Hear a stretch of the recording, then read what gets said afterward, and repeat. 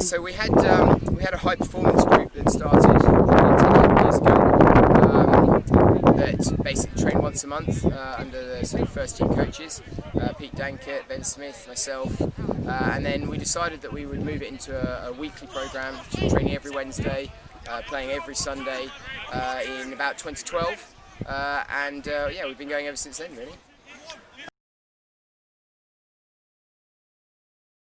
I think it's a balance between sort of trying to achieve winning fixtures, winning trophies, winning tournaments, but also really understanding that sort of every single player, every single child, as they still are, most of them at this stage, is important. We want them all to develop individually, and then we want them to stay in the game and fill the senior ranks, whether that be the first team, the second team, the fifth team, as we've had sometimes in the past, and get back to a point where we've got lots of senior sides in the club, filled with academy players who are homegrown.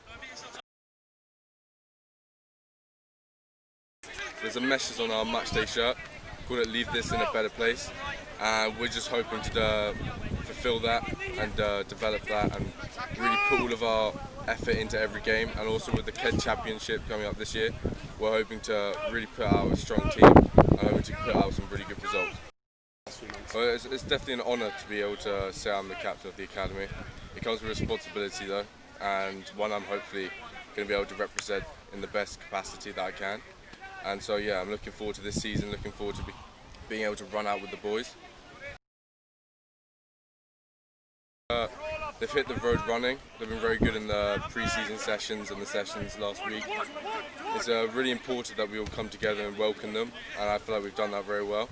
So, and they've got a good age group full of very talented players, so I'm looking forward to what they can do in the next few years. I think we've, as you'd hope, developed and become better at what we do. We've become better at developing the individuals. I think we always set out with an ideal of catering for every level of ability, and I think over the last 2, 3, 4 years in particular, we've really managed to get to a point where we are better perhaps looking after those who are of a slightly lower ability, and pushing more and more players through to the senior section, as I say, whether that be ideally in the first team for some of them, but just as importantly filling the thirds, fourths, fifths. I think it's extremely important. I think for the minis and the juniors, it's something they look up to, that they're excited about.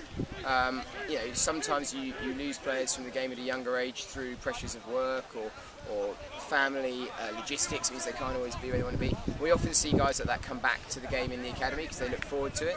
A lot of them have a lot of school rugby, and sometimes they drop out. But again, when it comes to academy age, they often come back into the game, which is great to see. In terms of where it sits, sort of with the age groups above it, or the senior section, it's hugely important. It's hugely important. A lot of our senior players, they come through the academy.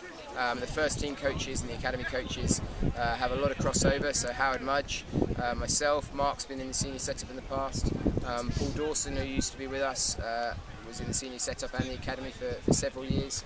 And we have guest coaches from the first team as well, like Seb Sherwood and stuff like that all the time. So there's a huge crossover and there's a real understanding.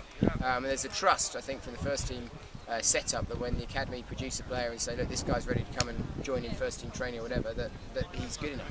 I think this year we've got 5 or 6 ex-academy players currently training with the first team and would be in line to play lots of rugby if we were actually able to play matches.